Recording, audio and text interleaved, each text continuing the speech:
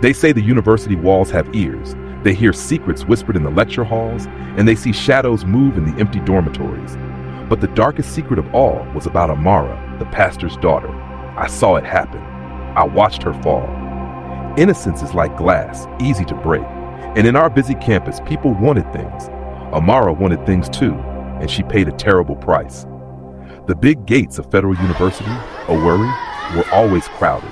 Students rushed to class, laughed with friends, and dreamed big dreams. Amara was different. She was quiet, and she always carried her Bible. Her dad was a pastor, a good man. Her mom, Nkiru, wanted Amara to be successful. Nkiru always said, "You have to do better than me." Amara's first day was confusing. The campus was huge, and everyone seemed to know each other. She found her dorm room, a small space with a bunk bed. Her roommate was Jennifer. Jennifer was loud and fun.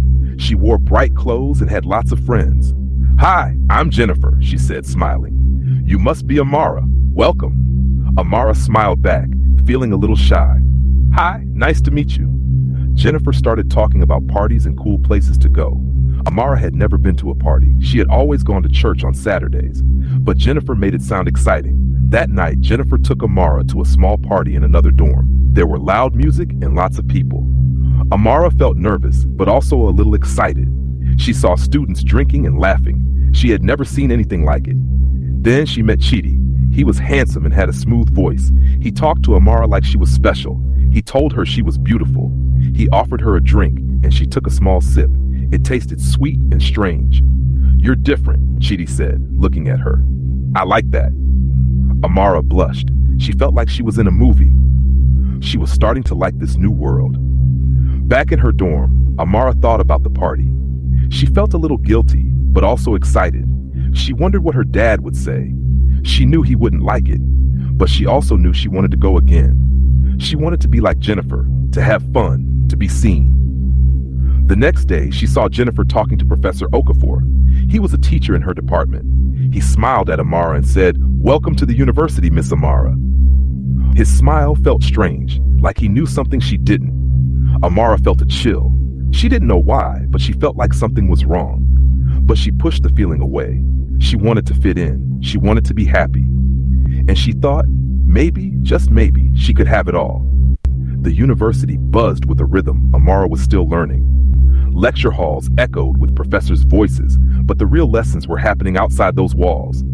Jennifer was her guide, showing her a world of hidden parties and whispered secrets. Jennifer and Amara's friendship grew, but it was a friendship built on contrasts. Jennifer, always the life of the party, reveled in attention. Amara, still holding on to fragments of her past, found herself drawn to the excitement, yet constantly battling a nagging guilt. They were two sides of a coin, one bright and shiny, the other shadowed and uncertain. Chidi became a constant presence in Amara's life. He showered her with gifts, a new phone, clothes, even a small gold necklace. These gifts were more than just material things. They were symbols of acceptance, a validation Amara craved. He introduced her to his friends, a group of well-dressed older students who seemed to have endless money. They spoke in hushed tones, their conversations filled with coded language that made Amara uneasy yet intrigued. Professor Okafor's attention intensified. He would accidentally bump into her in the hallway, his eyes lingering too long. His compliments were laced with a subtle threat, a sense of power that made Amara's skin crawl. He offered her extra help with her studies, always with a suggestive undertone. Amara began to avoid his gaze, but he seemed to be everywhere. Akenna, a quiet observer, noticed Amara's growing unease. He saw the flicker of fear in her eyes, the forced smiles that didn't reach her soul. He was a student who spent a lot of time in the library and who paid attention to things that most people missed. He saw the way Professor Okafor looked at Amara, and he had heard the whispers about Chidi's business. He started to worry. Nkiru back home was consumed by her own ambitions.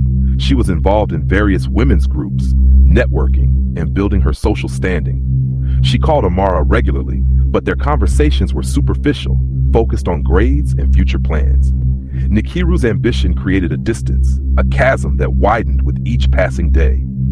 Pastor Ademola, unaware of the changes in his daughter, continued his work at the church. His sermons were filled with messages of morality and redemption, words that echoed in Amara's mind, a constant reminder of the path she was straying from. He was seeing the changes in his wife and was worried about the distance between them. The university itself became a character in the story. It was a place of stark contrasts, where the wealthy flaunted their possessions and the struggling students hustled to survive. The campus was a microcosm of the larger society, a place where power and corruption thrived in the shadows. The rumors about the missing students grew louder, whispers of rituals and secret societies. A sense of unease settled over the campus, a feeling that something dark was lurking beneath the surface. One night, Jennifer took Amara to a party at a luxurious, off-campus apartment. The atmosphere was different, more intense. The music was louder, the drinks stronger. Amara saw Chidi talking to a group of older men, their faces grim. She felt a knot of fear tighten in her stomach. As she was leaving the bathroom, she overheard a conversation between Jennifer and one of the older men. "She's getting too close, Jennifer," the man said, his voice low and menacing. "Make sure she stays in line." Amara's heart pounded.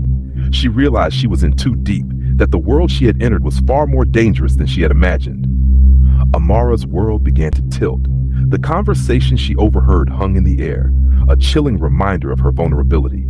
She tried to distance herself from Chidi, but he was persistent, his charm turning into a subtle form of control.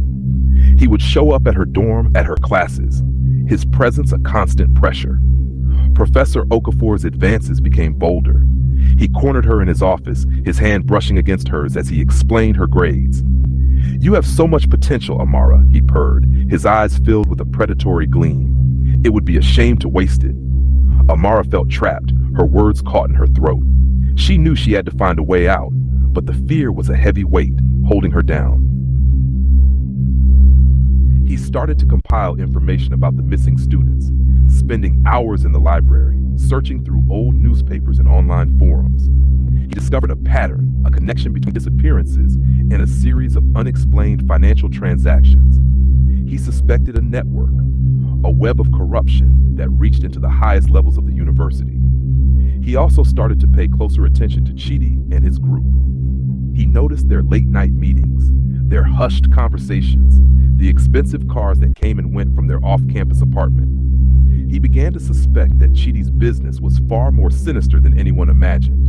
One afternoon, Akenna approached Amara. He found her sitting alone in the cafeteria, her eyes filled with worry. "Amara," he said, his voice low, "I'm worried about you." Amara looked up, startled. She had always seen Akenna as a quiet, studious student, but now she saw determination in his eyes. "What do you mean?" she asked, her voice trembling. Akenna hesitated, then decided to be blunt. "I've been looking into the missing students," he said, "and I think Chidi and his friends are involved." Amara's heart pounded. She wanted to deny it, but she knew deep down that Akenna was right. I don't know what to do," she whispered, tears welling up in her eyes. "You need to get away from them," Akenna said. "And you need to tell someone what you know." Amara shook her head. "I can't," she said. "They'll hurt me. They're powerful." "Then I'll help you," Akenna said. "We'll find a way to expose them."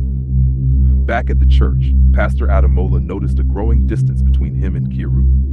Her focus on her social life had intensified, and their conversations were strained. He sensed a darkness creeping into their home, a shadow that he couldn't quite grasp. He started to pray more fervently, seeking guidance and protection for his family. Jennifer's behavior became more erratic. She was constantly on edge, her laughter forced, her eyes filled with a haunted look. She started to avoid Amara, as if she was afraid to be seen with her. Amara knew that Jennifer was trapped, just like her, but she didn't know how to help her. One night, Amara received a text from Chidi. "Come to the apartment," it read. "We need to talk." Fear gripped her. She knew she shouldn't go, but she also knew she couldn't refuse. She felt like a puppet on a string, her movements controlled by forces she couldn't see. As Amara walked toward the apartment, she felt a sense of dread. The streetlights flickered, casting long, distorted shadows. The air was thick with tension, a feeling that something terrible was about to happen. Amara's heart pounded as she approached the apartment. The music was loud, pulsating through the walls. She hesitated at the door, her hand trembling as she reached for the handle. Inside, the atmosphere was thick with tension. Chidi was there, along with several of his friends and a few older men Amara had never seen before. Their faces were grim, their eyes cold. "Amara, you made it," Chidi said, his smile strained. "We have something to discuss." He led her to a back room where the air was heavy with smoke and the smell of expensive liquor. "We know you've been asking questions," one of the older men said, his voice low and menacing. "Questions you shouldn't be asking." Amara's fear turned to panic. She knew she was in danger. I don't know what you're talking about," she stammered. "Don't play dumb," Chidi said, his voice hard. "We know about Ikenna, about your little investigations." Amara's breath caught in her throat. She realized they were watching her, that she was trapped in a web of their making.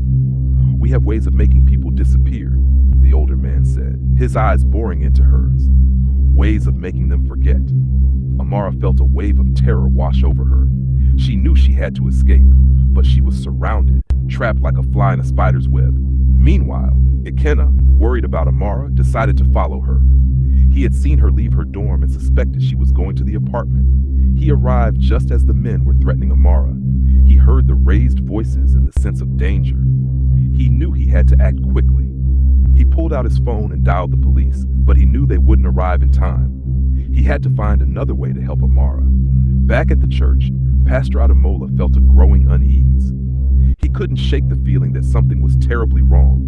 He decided to call Amara, but she didn't answer. He tried Nkiru, but she was at a meeting and didn't pick up.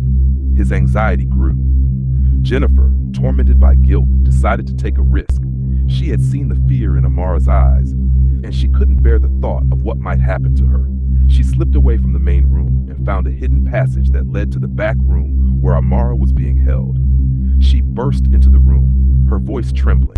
"Leave her alone," she shouted. "She hasn't done anything." The men turned, their faces filled with anger.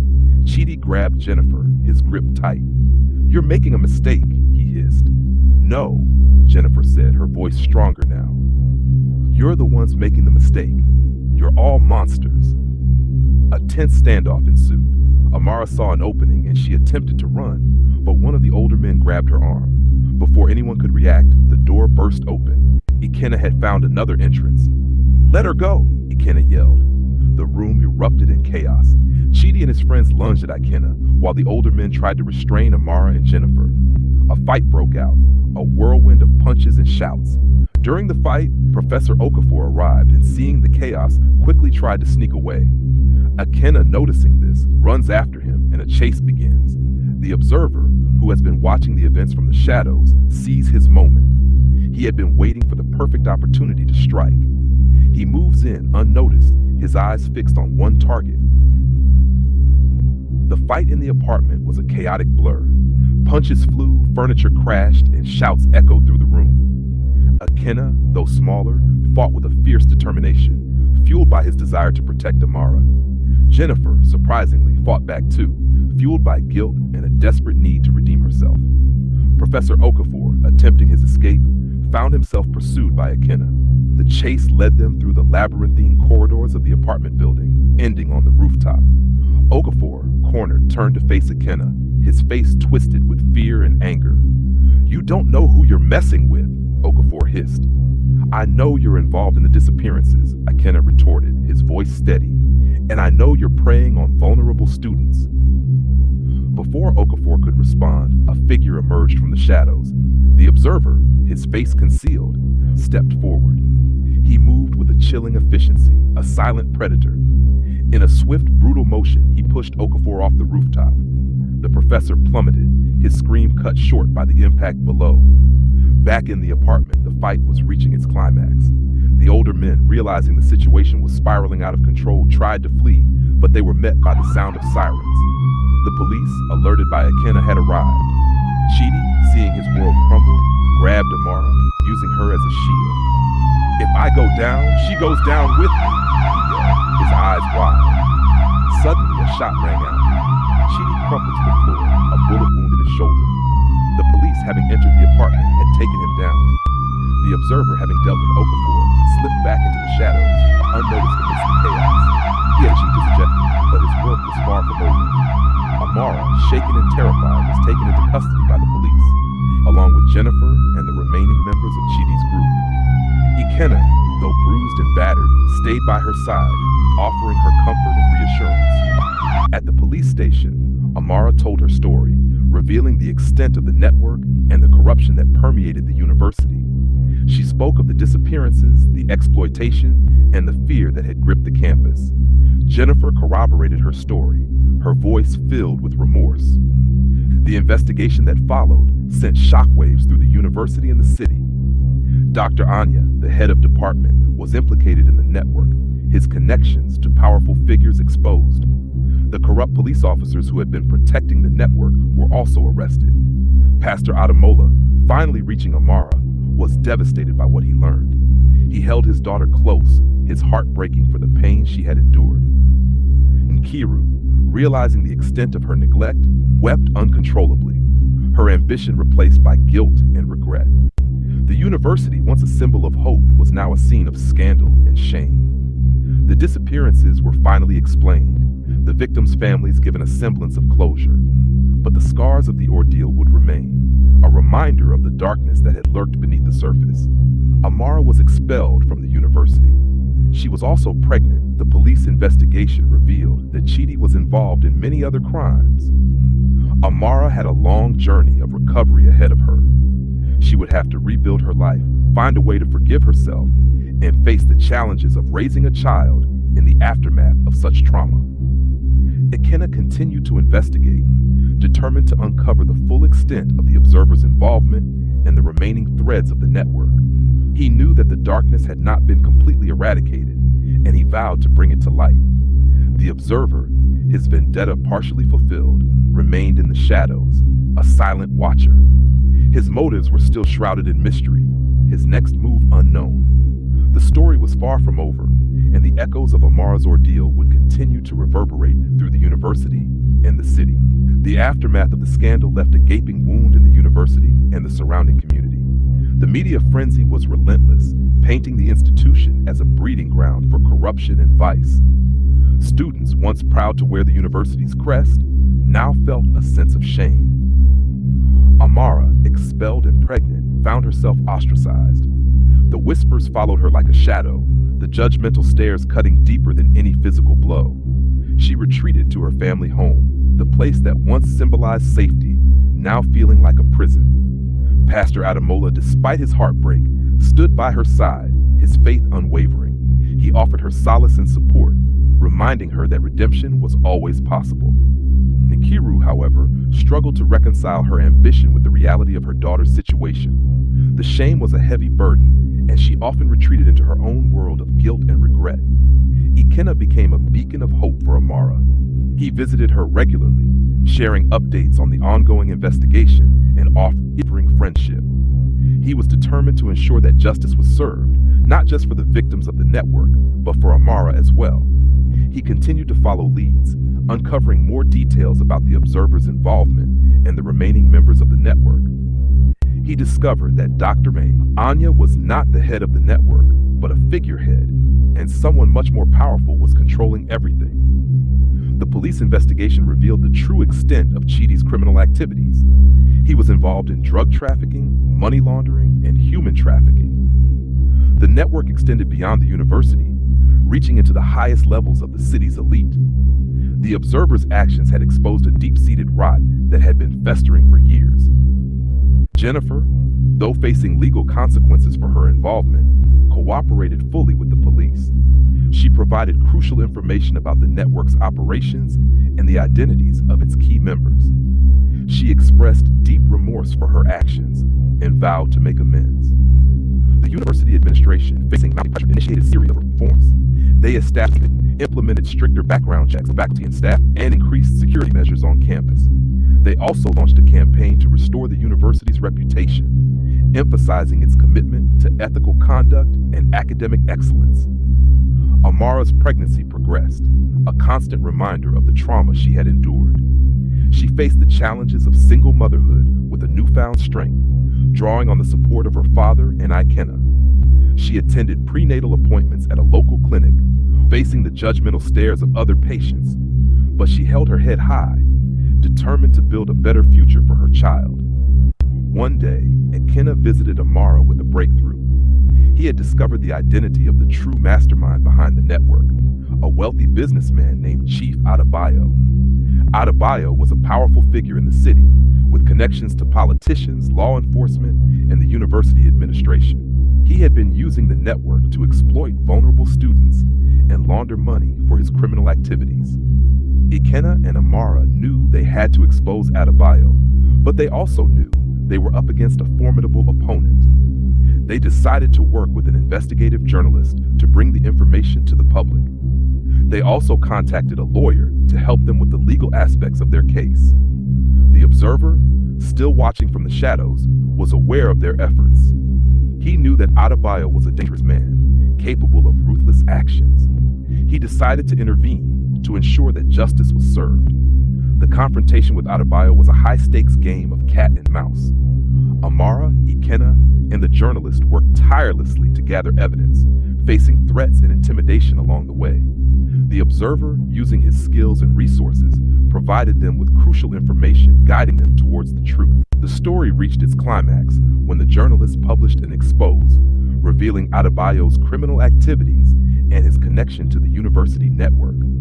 The public outcry was immediate, and the police were forced to launch a full-scale investigation. Adebayo, cornered, attempted to flee the country, but he was apprehended at the airport. He faced a series of charges, including human trafficking, money laundering, and corruption. Amara gave birth to a healthy baby boy, a symbol of hope and resilience.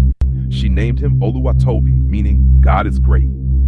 She started to rebuild her life, focusing on her child and her future. The university, slowly but surely, began to heal. The reforms implemented by the administration had a positive impact, and the campus began to regain its sense of normalcy. The observer, his work finally done, disappeared into the shadows, leaving behind a legacy of justice and redemption. His motives remained a mystery, but his actions had brought about a positive change, a cleansing of the darkness that had plagued the university and the city. Amara and Ekena would remember him. They would remember that even in the darkest of times, there is always hope. Years passed. The scars of the university scandal began to fade, but the lessons learned remained etched in the collective memory of the community. Federal University, Owerri, had undergone a transformation, a phoenix rising from the ashes. The reforms implemented by the administration had created a safer and more ethical environment for students. The campus, once a breeding ground for exploitation, now stood as a symbol of resilience and reform. Amara, now a strong and independent woman, raised Oluwatobi with unwavering love and dedication. She had found a new purpose in life, dedicating herself to helping other young women who had fallen victim to exploitation. She established a support group, offering them guidance, counseling, and a safe space to share experiences. Her story became a beacon of hope, a testament to the power of resilience and redemption. Ekena continued his pursuit of justice, working as an investigative journalist. He dedicated his career to exposing corruption and holding those in power accountable. He never forgot the events that had transpired at the university, and he carried the weight of those experiences with him, fueling his passion for truth and justice. Jennifer, after serving her sentence, worked tirelessly to rebuild her life. She found solace in helping other women who had been trapped in similar situations, using her own experiences to guide them towards a path of healing and recovery. She often thought of Amara and the bond they had shared, a bond forged in the crucible of adversity. The observer remained an enigma, a phantom figure whose actions had shaped the course of events. His motives remained shrouded in mystery, but his impact was undeniable. He had acted as a catalyst for change, a force that had exposed the darkness and ushered in a new era of accountability. Some whispered that he was a vigilante, others believed he was a guardian angel. Whatever his true nature, his presence had left an indelible mark on the lives of those he had touched. Oluwatobi grew into a bright and compassionate young man, inheriting his mother's strength and resilience. He knew his mother's story, the trials she had faced, and the triumph she had achieved. He carried her legacy with pride, determined to make a positive impact on the world.